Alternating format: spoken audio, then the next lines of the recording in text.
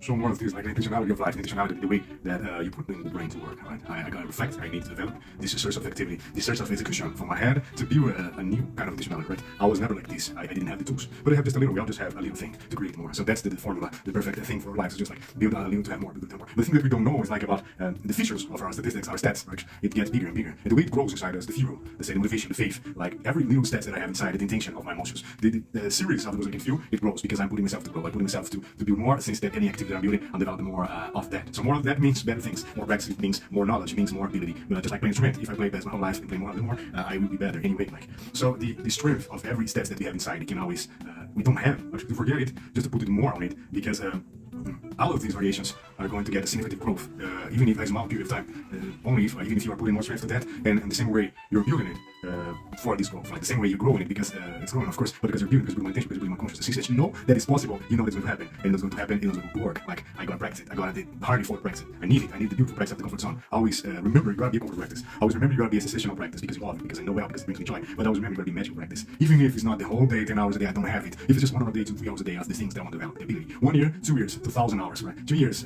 you could even say 50 hours a month, 100 hours a month of that practice, of that study, to bring him the transformation of joy, the transformation of word, using it or not, even if you have to work, right? To bring you to put in the magical level of creation. It's something like beyond the average, beyond the normal humanity, right? And it brings you to the ultimate level of the creators of the new abilities, of the creators of the new stuff, the new things. So I was working on and simply receive magical practice again.